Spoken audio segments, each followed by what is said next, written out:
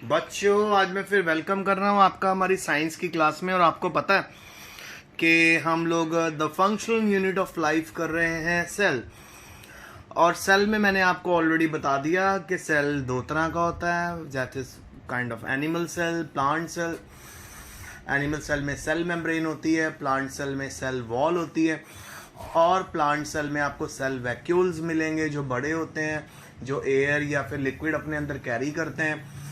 और फिर animal cell में सेल मेम्ब्रेन होती है, मोर फ्लेक्सिबल सेल होता है ये। फिर मैंने आपको बताया था कि आइसोटोनिक, हाइपरटोनिक और हाइपोटोनिक सोल्यूशन में सेल के साथ क्या होगा। फिर मैंने आपको बेटा उसके बाद मेन 3 बातें बताई थी जो हर सेल में होती हैं। एक तो बेटा सेल मेम्ब्रेन होती है, दूसरा होता है साइटोप्लाज्म लिक्विड, और तीसरा होता है न्यूक्लियस। फिर मैंने आपको बताया था जो लिक्विड हमारे सेल के अंदर होता है उसको साइटोप्लाज्म बोलते हैं, जो न्यूक्लियस के अंदर होता है उसको न्यूक्लियोप्लाज्म बोलते हैं। फिर उसके बाद हम लोग पहुंच गए हमारे नेक्स्ट टॉपिक पे, और वो टॉपिक था हमने सेल की हर छोटी छोटी ऑर्गेनली को कवर करा, उसको स्टडी करा। तो उसमें मैंने आपको जो लेटेस्ट एक ही ऑर्गेनली आपसे अच्छे से डिस्कस की थी वो थी endoplasmic reticulum. Endoplasmic reticulum smooth endoplasmic reticulum भी होता है, रफ एंडोप्लाज्मिक रेटिकुलम भी होता है। इनका मेन मकसद होता है प्रोटीन को बनाना, प्रोटीन का मैन्युफैक्चर करना। और भी इनके कई फंक्शन है, जैसे फैट मॉलिक्यूल्स का मैन्युफैक्चर करना, लिपिड का मैन्युफैक्चर करना, और सेल मेम्ब्रेन को बनाना भी। तो बच्चों, आज मेरे पास फिर से कुछ एक ऑर्गेनलीज हैं, तो आइए अब हम मिलके इनको स्टडी करें। तो ऑर्गेनली रिवाइज करवा रहा हूं आप में कई बच्चों के जिन्हें अभी तक यही नहीं पता होगा ऑर्गेनली का। बेटा, एक सेल के अंदर जो छोटे छोटे यूनिट होते हैं जिनको अलग अलग काम दिया गया होता है उनको ऑर्गेनली बोलते हैं। जैसे हमारी बॉडी में भी तो अलग अलग काम दिया हुआ है, हमारे डाइजेस्टिव सिस्टम को अलग काम दिया हुआ है, हमारे रिप्रोडक्टिव सिस्टम को अलग काम दिया हुआ है। ठीक है, सो अब हम आगे बात करते हैं।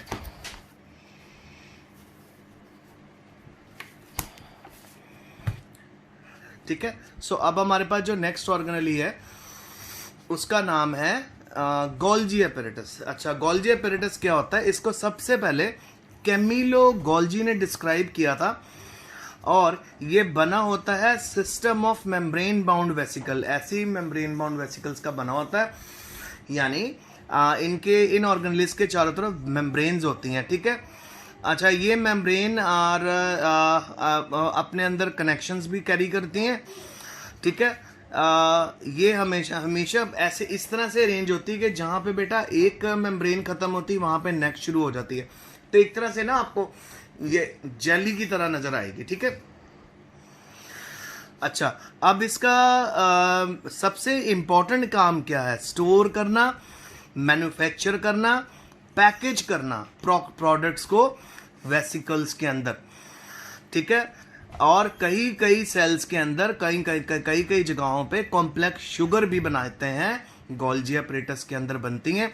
यानी ये सिंपल शुगर से कॉम्प्लेक्स शुगर बनाते हैं जिसको हमारी बॉडी बाद में यूटिलाइज करती है। ठीक है, और कहीं कहीं पे गोल्जी बॉडीज एक और नई ऑर्गेनलीज में कन्वर्ट हो जाती हैं जिसको लाइसोसोम बोलते हैं। और लाइसोसोम्स को तो बेटा frankly telling you suicidal bags भी बोलते हैं। अब इनको सुसाइडल बैग्स क्यों बोलते हैं? ये छोटे छोटे पाउचेस होते हैं सेल के अंदर। तो जो भी वेस्ट बना है बेटा, जो भी वेस्ट मटेरियल प्रोड्यूस हुआ, इन्होंने क्या करना है बेटा, इन्होंने उस वेस्ट मटेरियल को अपने अंदर ले लेना है। और जब उस वेस्ट मटेरियल को इन्होंने अपने अंदर गैदर कर लेना है, सो they will break that material into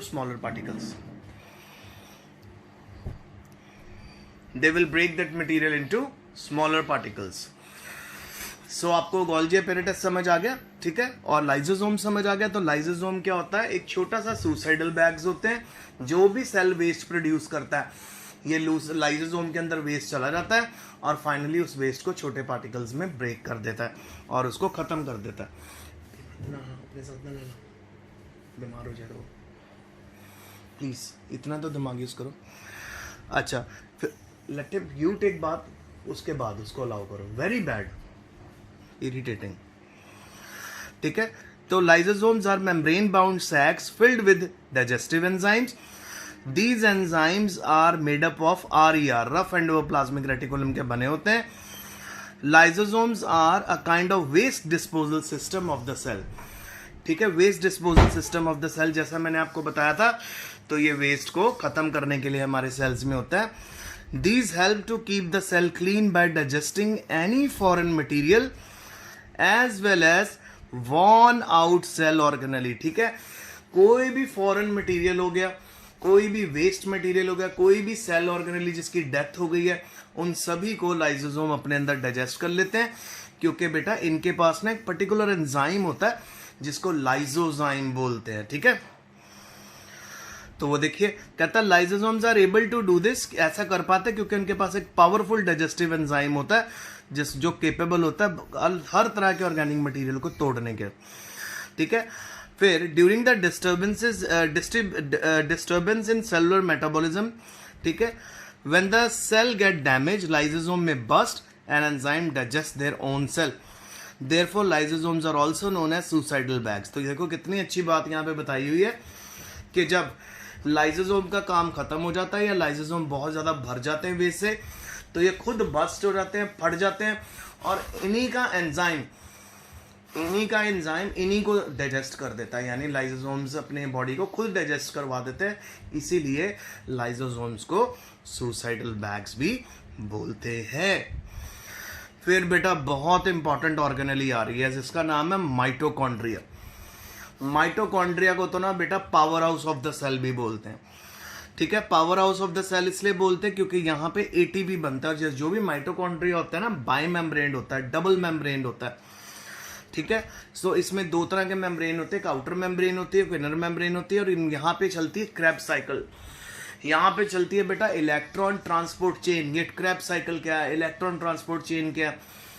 ठीक है, और ये सारी की सारी बातें आप बड़ी क्लासेस में करोगे जब आप मेडिकल लोगे. तो मीनवाइल आप यहाँ इतना ही माइंड में रखें कि माइटोकॉन्ड्रिया को पावर हाउस बोलते हैं और माइटोकॉन्ड्रिया एटीपी बनाते हैं. ठीक है, सेल का. आगे अच्छा, फिर माइटोकॉन्ड्रिया एक बहुत स्ट्रेंज ऑर्गेनेलीज हैं क्योंकि उनके पास अपना खुद का डीएनए होता है. ठीक है, तो माइटोकॉन्ड्रिया अपने लिए कुछ प्रोटीन भी बना पाते हैं. फिर बेटा प्लास्टिड आप पे आ जाते हैं. प्लास्टिड जो बेटा सिर्फ प्लांट में ही आपको मिलेगा, एनिमल सेल में प्लास्टिड नहीं होते. ये दो तरह के होते हैं, क्रोमोप्लास्ट जिसमें कलर्ड प्लास्टिड होते हैं, और एक होता है ल्यूकोप्लास्ट जिसमें व्हाइट कलर्ड प्लास्टिक होते हैं, प्लास्टिड्स.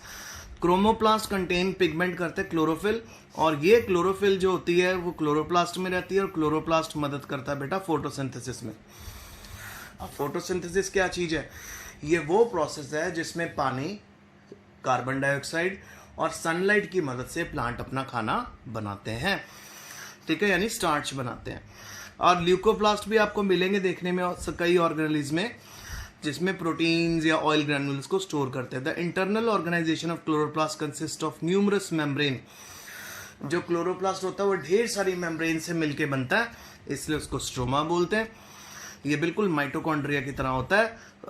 इनके पास भी अपना डीएनए और राइबोसोम होता है, यानी हम कह सकते हैं प्लास्टिड भी अपने आप थोड़े, अगर हम बात करें, आप प्रोटीन्स बना सकते हैं. फिर हम पहुंच गए वैक्यूल्स. वैक्यूल्स बेटा सिमिलर, जैसे कोई आप कह सकते हो कि पाउच होते हैं ना, जैसे जैसे आप कह सकते हो गुब्बारे के अंदर हवा भरी होती है या पानी भी भर सकते हैं, उसी तरह से वैक्यूल्स को पाउचेस बोलते हैं. वैक्यूल्स खासकर बड़े होते हैं प्लांट सेल में, एनिमल सेल में तो होते नहीं, अगर होते हैं तो बहुत छोटे होते हैं. Vacuoles are storage sacs for solid और liquid contents. Vacuoles are small sized in animal cell while plant cells have very large vacuole. Plant cell में बहुत बड़े vacuoles होते हैं. The central vacuole of some plant cell may occur 50 to 90% of the cell volume. ठीक है, तो देखो plant cell में तो कभी कभी 50 to 90% जो सेल का वॉल्यूम होता है ना, उसको वैक्यूल कवर करके रखता है. यानी बहुत बड़ा वैक्यूल आपको मिलेगा. वैक्यूल एक तरह से बेटा टर्जिडिटी भी मेंटेन करके रखता है सेल में, उसको एक ही पर्टिकुलर पोजीशन में रखता है. अच्छा, अब क्या क्या होता है वैक्यूल में? एक तो बेटा इसके अंदर सेल सैप होता है, यानी हमारा क्लोरोप्लास्ट होता है, एक्सेस ऑफ वाटर होता है, तो ये सेल की टर्जिडिटी बना के रखता है सेल को. ना तो ये अंदर की तरफ आप कह सकते हो श्रिंक होने देता है, ना ये बहुत ज़्यादा उसको एक्सपैंड होने देता है. तो और कई ऐसे इंपॉर्टेंट सब्सटेंसेस होते हैं जो प्लांट की सेल लाइफ के लिए इंपॉर्टेंट होते हैं, वो वैक्यूल्स में आपको मिलेंगे। फिर और इन सब्सटेंसेस जो जो ये अपने अंदर सब्सटेंसेस स्टोर करके रखता है उसमें आता है अमाइनो एसिड, शुगर आता है, और वेरियस ऑर्गेनिक एसिड्स भी आते हैं और प्रोटीन्स भी आते हैं। अमीबा में तो बेटा वैक्यूल अपने अंदर फूड को भी स्टोर करके रख सकता है, ठीक है। जो खाना अमीबा कंज्यूम करता है उसको वो अपने वैक्यूल में स्टोर करवा लेता है। यूनिसेलुलर ऑर्गेनिज्म में स्पेशल वैक्यूल्स प्रेजेंट होते हैं जो बहुत इंपॉर्टेंट रोल प्ले करते हैं, जिसमें एक्सेस वाटर बाहर निकाल लेते हैं या वाटर को स्टोर करके रख सकते हैं।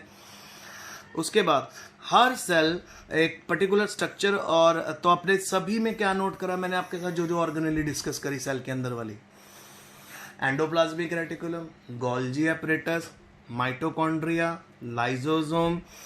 फिर उसके बाद मैंने आपके साथ डिस्कस करा अपना प्लास्टिड्स और वैक्यूल्स। अच्छा, अब आपने इन सभी को जब मेरे साथ स्टडी करके आपने नोटिस किया हर एक ऑर्गेनेली अपना एक पर्टिकुलर फंक्शन कर रही है जिससे सेल बहुत अच्छे से काम करता है। तो हम ये कह सकते हैं सेल एक फंडामेंटल स्ट्रक्चरल यूनिट है लिविंग ऑर्गेनिज्म का, और इसको basic functional unit of life भी बोल सकते हैं। तो बेटा जो नेक्स्ट लेक्चर है हमारे साथ आने वाला है उसमें मैं आपके साथ क्वेश्चन आंसर डिस्कस करूंगा, सेल डिवीजन डिस्कस करूंगा। मोस्ट प्रोबेबली कल हमारी I think Google Meet class होगी, तो वहाँ पे भी मिलके बहुत सी बातें डिस्कस करेंगे, क्वेश्चन आंसर चैप्टर के डिस्कस करेंगे, समरी डिस्कस करेंगे। टिल देन आज का लेक्चर आप अच्छे से समझ लेना, पढ़ लेना और इस पूरे चैप्टर को थ्योरली रिवाइज कर लेना। क्वेश्चन आपको क्वेश्चन आंसर्स ऑलरेडी सेंड कर चुका हूँ। तब तक के लिए